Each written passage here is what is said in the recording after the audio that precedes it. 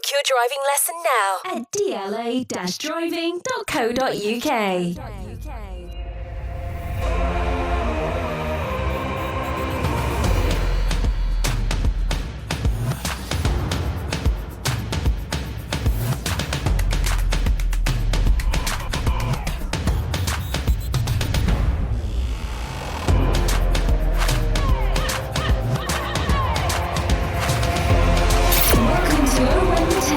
Sponsored by DLA Driving School.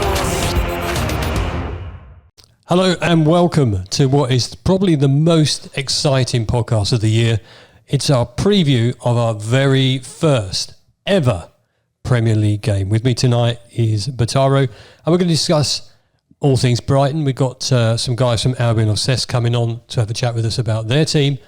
First off, I know we've discussed this before, but how excited are you for this? Oh, Dave, I think we're all in the same boat here. Buzzing, cannot wait. Even got an undershirt on tonight because even the thought of it's making me sweat a little bit. So, but no, look, it's going to be a great day, whatever happens. And I'm sure you'll agree, you're going down there to have a good time. Historical day as a Luton Town supporter, as the club itself, a big historical day. One I'm grateful that I have tickets for, and one I'm so excited about. And do you know what? Part of me saying, do you know, we can do something here. Well, why not? There's been many teams going to certain grounds with, well, maybe not less budget, but around about the same sort of budget in the past, going to teams, you know, that are up there from last season, and they've done a job on them. So first game of the season, there's no form. It's I don't like the phrase a free hit, but it's almost like a little hit at see what you can do, see if you can compete at. Luton Town have nothing to lose this season. Everybody's written us off already before we've kicked the ball. We have zero things to lose and only everything to gain. I'll be interested to see what the boys from Albion or Cess think. So let's get them on right now. So welcome to Owen the Town. Yeah, no worries. Thanks for having me, guys. I'm really excited for you guys for being in the Premier League and getting to experience all the amazing stuff that we've experienced over the last 5 years. And yeah, great to be on the podcast and chat to you as well. It's a historic game for Luton Town, first ever Premier League game, which is where you've been once. You know, we talked just pre-pod that disastrous stadium you used to be in, the Withdean that you called it, Withdean Poncho Land or whatever. When you was there, and you were looking for that planning permission for that new stadium, and I don't know if it was in the mix then or you started building it. Did you ever dream that you'd get to where you are now? No, I don't think even the craziest of Brighton fans would have ever dreamt that we would be talking about Europa League football and you know, have such a elite thinking manager in Roberto De Zerbi and be talking about a £100 million player possibly leaving this transfer window. It's the heavy heights that you just sort of have to step back from and remember that you're not playing a game of FIFA. This is real life. Yeah. This is Brighton and Hove Albion Football Club, who, as you say, we're at the Withdean with a running track around it. You're getting soaked every single game. And prior to that, a team that were literally 30 odd minutes away from not being a football club anymore. And the story is so inspiring, and it's something that sort of translates into my life as well that I take inspiration from. And it's just such an unbelievable story. And no, I as I said, I don't think even the craziest Brighton fan would have said we'll even be in the Premier League, let alone fighting in amongst Ajax and teams like that for a European trophy. It's crazy. I still can't believe I'm coming on these podcasts, like other fans' podcasts, and talking about it, because like and until the draw's made, I don't think I'll believe it. To be fair, I mean, we've got that all to come as well, so don't you worry, we'll be feeling the same thing. But what I will ask you, how do you, I mean, well, firstly, do your fans, all of you, do you like to keep quite grounded, or is there like a little bit of a, oh, look at us now, we're doing all right? I mean, you would get that obviously, but how do you try and remember that, where you came from, for example, and before all the success? I think it's those moments that you beat Manchester United, you beat Chelsea, and now that we're thinking last season we were levels above Chelsea, and they took almost everything that we had last season, and still we came you're back. right. Still we rose. Still we proved people wrong. It's those moments that keep you grounded and make you so proud of where you've come as a football club and how you've been supporting as a fan through all the really rubbish times. And I don't think the big six fans quite get it. No, I of don't course, think they they never will, I really think. quite realise how much we suffered for our football clubs. And of course, it's all of our choice, 100%. I'm not sat here being hard done by a football fan, but we have suffered. You guys have suffered. You know what it's like. And to have the feeling that you guys have ahead of this game against us on Saturday, I remember that so well. We played Man City in our first game at home at the Amex. It was the weirdest I've ever felt at a football game, but it was the best feeling in the world. And I'm really excited for you guys that you get to experience that. Do you think, since the Championship playoff final, which, apparently we were lucky to get through on and all that sort of stuff, the vitriol against Luton Town from everyone is, well, they're bottom, they're not going to do that. Did that happen when Brighton got promoted? Or do you not? Yeah, I think because when we got promoted, it was very much a two-horse race between us and Newcastle. And everyone was saying Newcastle were going to run away with the league. They didn't. We kept pushing them until the final 3 games. If we'd have won one of our final 3 games, we would have won the championship. But it seemed our players were just happy with getting automatic promotion in the end and went on a 3-week bender, which is, completely up to them, whatever they do. I'm and still I was celebrating just now, mate, happy don't to worry. get promoted. We lost the title on the last day to Aston Villa through a David Stockdale howler. So that was fun. But again, it's like just being promoted. Like we had all the playoff heartbreak beforehand as well. And of course, when a club like Brighton get promoted to the Premier League, if it's no disrespect to Luton, but a club like you guys get promoted to the Premier League, it's going to be, you're going to go back down. You're going to go back down. We had it all the time. We still have it. We've been told that we're going to get relegated next season because we've got European football. We get distracted by that. Of course, it could happen. It can happen, but people don't look at the bigger picture. We've got, as I say, an elite thinking manager in Roberto De Zerbi, a forward-thinking owner who isn't going to let us falter. We're talking about Moises Caicedo leaving as possibly a £100 million player, which is going to bolster our transfer budget again. Thanks to Chelsea for giving us all this money, because you're setting us on a really nice road to Must feel really have good, a great European tour and hopefully, like Lewis Dunk was talking in the media today about possibly winning the thing. I think his head's in the clouds a little bit. I think we'll be lucky to get to the quarterfinals. But, to have that ambition as your club captain, oh my gosh, it's so exciting. It really is. And I purchased my three-match package for the Europa League this morning. I don't know who it's going to be against. I don't know what dates the game's going to be on. But you bet yourself I'm going to be there. As you should. Yeah, of As you course. should. I mean, look, obviously, regardless, we've got tickets anyway, but we'd all be there, wouldn't we, Dave? Yeah, absolutely. It's European football. I mean, you've got to, like I said, I don't know if you've ever experienced it in the past before, European football at all. No, we've literally been on this rise from League One, really. When I started supporting the club, we were sort of dotting around League One all the way through the Championship, and we had some successful seasons in the Championship, but couldn't quite get over the line. We then had a season with Sami Hyypiä as our manager, where it looked touch and go as to whether we would get relegated from the Championship, and then Chris Hughton took over. I believe a certain Nathan Jones was coaching as well at the same time, was he not? Under Hyypiä? Nathan Jones was a coach during that season, and I believe the season before. Yeah, but we won't talk about him anyway.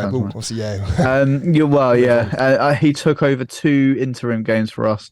1-1, drew the other, and they were both in the pouring rain. And I remember him going on one of his elaborate speeches after beating Fulham 2-1. But that's a whole nother story. Oh, of course. Leading into Saturday, obviously, there's 3,000 of us coming down because, that's what you give, and that's brilliant, and we're all going to be super excited. So although we've seen Brighton, we've never really, if this is going to sound a silly question, we've seen them, but we've never really watched them that much. Obviously, different division. I have. Well, you have, because you watch everything. Yeah, I watch all football. What should we expect from your team? I think you can expect a very well-drilled Roberto De Zerbi side to turn up and to really put the pressure on you guys. Of course, you're the newcomers. We don't really know what to expect from you, so we might be completely surprised ourselves. I mean, you saw towards the end of the season, I don't know if you watched it, but we lost 5-1 to Everton. We were like sort of underestimating them a little bit, and I think what's great about Roberto De Zerbi is he learns lessons very quickly, and he teaches the squad those same lessons very quickly. Sorry, so just to jump in, I think. Sorry, fella. Yeah. Just jump in. When you say obviously about when you lost 5-1 to Everton, did you then go on the week after that to beat Man United? We then went on to beat Arsenal 3-0. Arsenal, sorry. At the Emirates as well. Yeah, that was the famous quote from Roberto De Zerbi after that 5-1 loss to Everton was, next week you'll see the real Brighton. And then we turned up and beat Arsenal 3-0. So, brilliant stuff. as I say, we watched that. He teaches them lessons very, very quickly. And I think he will have us very well prepared for. It's going to be a really tough game against you guys. You guys are going to be, springing your steps. Yep. Look at us. We are Luton Town. We are in the Premier League, and this is who we are. So we have to be ready for that. And I'm not going into Saturday thinking it's going to be an easy win. I'd like it to be, of course, but I don't think that's going to be the case. I'd like it to be an easy win for us, to be fair.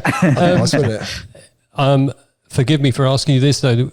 Who do we look out for as a star player in your team? Toma, surely. Oh, too many. No, I don't need too many. Just the one. No, we don't want too many. We want a chance, at least a chance. I don't think Moises Caicedo will be playing. Hopefully not anyway. I think there's a lot of talk around him sort of refusing to play, refusing to train. Mitoma, of course, you mentioned him. He was electric for us last season. Brilliant. He's a brilliant player. Hasn't had an amazing pre-season, if I'm honest. But let's hope that he can get up to speed. Let's hope it's a case of I don't want to get injured before the Premier League starts. No, let's hope not. I think when it really matters, that's the thing though. When it really matters, these players seem to turn it on. And we've got the likes of Danny Welbeck firing all cylinders now. João Pedro's just come in from Watford for £35 million. Yeah, I was just trying to signal to Dave about João Pedro as well. I didn't want to mention it, but yeah, we'll move swiftly. Spoil my day. Just spoil my day. That's right, mate. He'll do absolutely nothing. He's rubbish. I'm sorry to say, but yeah. I mean, yeah, he's had a great pre-season, and so hopefully for you guys that doesn't translate, but hopefully for me, I'm talking about him as a 20-goal a season striker at the end of it, but. Obviously, he used to play for Watford, didn't he? So I can imagine it's like you guys talking about Zaha to me, really. I think. Yeah, honestly, we're obviously very, very excited about the game, and I think we're coming in with our eyes quite wide open. Yeah. We know what we're expected to be, but on our day, I think we give anybody a game. So, of course, I'm sort of hopeful that we might come away with something. It works in your favour, though, guys. Like being that team that no one expects to do anything, it works in your favour 100%. You turn up at the Amex and really surprise us, and you've seen it so many times over the last few years. Like Brentford, when they got promoted, they beat Arsenal in their first game. Absolutely. Never underestimate an opponent, and Brighton know that for sure because we've been where you are. The Brentford Arsenal game, I was at that game, and the atmosphere that day was amazing. And again, everybody thought Arsenal were going to walk it, and Brentford just went for it. Yeah, I remember that on a Friday night, wasn't it? Yeah, it was a Friday night game. And the new boy, when we talked about in our podcast in the past, when we were thinking we might get to where we are now, I would say our team is modelled like Brighton. It's modelled like Brentford. There is no reason why we can't be as successful as either of you two teams if the investment goes well and the ground goes up. Yeah, exactly. And I think that's exclusive to us. I think we need that new stadium. I think you would agree that was a pivotal moment for your team when you got to that new stadium. Massively pivotal, and we got promoted from League One to the Championship in between that. So we moved from the Withdean, the last season at the Withdean, we got promoted, and then we started the new championship season at the Amex. So that came at a really good time for us, of course, and it allowed us to build and continue building. And we had a pretty okay season, the first season at the Amex, and then we went on to be in the playoffs the season after, and then the season after that, and then we faltered a little bit.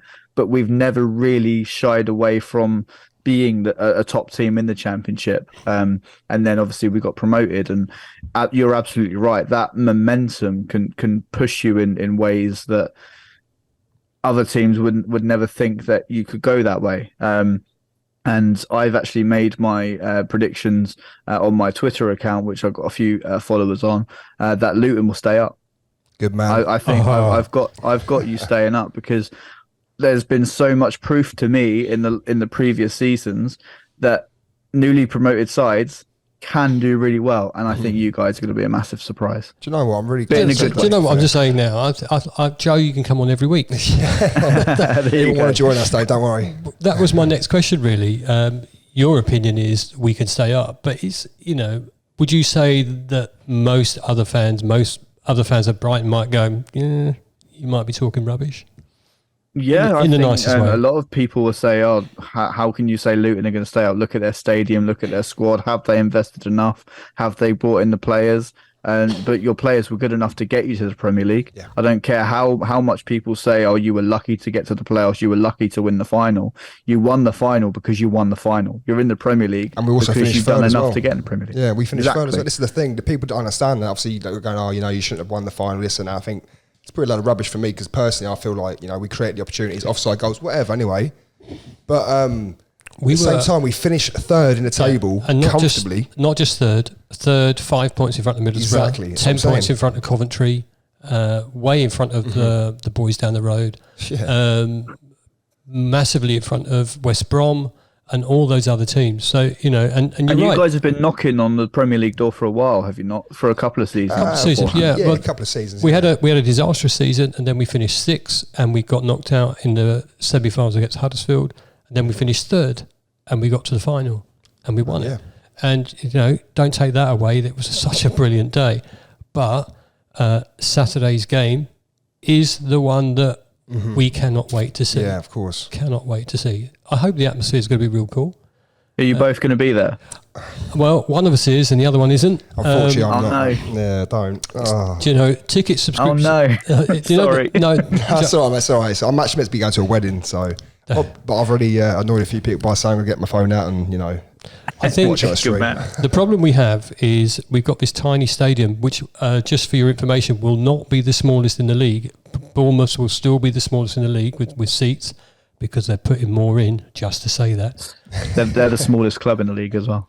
Good. Oh, sorry, Bournemouth. I like this place. Joe, we love you even Definitely more now. come on every week. Definitely come on every week. But because of the ticket allocation, it's a real tough effort to get tickets, and we have different categories. We have diamond season tickets, away season ticket holders who qualify first. For your game, it didn't get to general sale, and they had 600 seats left to sell.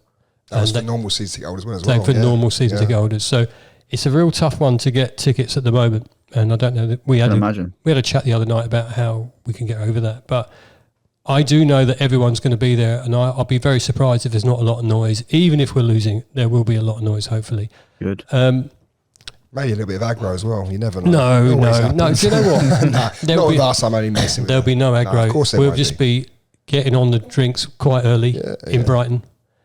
Free travel from Brighton to the ground, right? Free travel, yeah. We're going to treat you. Nice padded seats in the away end as well. So put your feet up. Oh, hang on a minute. And I'm not going to this. This is ridiculous. We'll be standing. Come on. I think we'll be standing, to be fair. But still, though, Dave, come on. Right, the crux of the matter, Joe. I know it's your own club, but what do you think? What do you think we might do result-wise? What do you think? Be partisan as you need to be, but don't say 7. 8. No, I'm joking. I think as I say, it's going to be a really tough game. If you guys come out and hit us early, the Amex crowd isn't amazing at staying behind the team if we're not doing anything about it on the pitch. So if you get behind the fans you probably will have a good enough day to maybe draw the game or even win the game. I hope that we start nice and quickly and get an early goal. If we do so, I think it will be a long afternoon for you guys. I'll probably go with a 3-0 win for the Albion, but that's living in hope. I know the Premier League is unpredictable, and I've got to back the boys. Of course, was that your heart or your head saying that? That's my heart and half my head. The other half of my head is saying you're going to lose dramatically. But that's just being a Brighton fan. I go into every game with that anxiety of, oh my gosh, we're going to lose heavily. And to be fair, you're a decent side, like you say, so it could actually happen. We all know that. So we have a family friend who supports Brentford, and I was talking to him once, and he said when we got to the Premier League, every game was like winning the Championship final if we won one. So I'm going to go on that basis and just hope we put ourselves out there, we give ourselves a good display, and. So what are you going for, Dave? Prediction, go on. Well, give us a prediction. You have to. You can't ask the question and hang on not a answer minute. it. I was hosting this podcast tonight, not you. Oh, all right. Sorry, I'll just go off from it. Listen up. So if you talk about heart and head, heart says, I think we're going to give you a great game. Heart says, I think we're going to come away with a point. Head says, there's a massive difference between where you finished last season and where we finished last season. Could be a tough ask. So I'm going to go for a delightful 1-1 draw, and maybe... You took it off me, didn't you, off yesterday's podcast? No, 1-1 draw. What a draw then? And if we get a draw, I'm coming away from that stadium delighted. Yeah, that's a good night as well. That's a good old party night as well. But if we do get defeated, if we do lose, I hope it's not a walkover. I hope it's a really tight game, and we come away and go, do you know what? We gave that our best, and you know what? On the day we weren't quite there. That's what we asked for. If it's 3-0, I'll be gutted.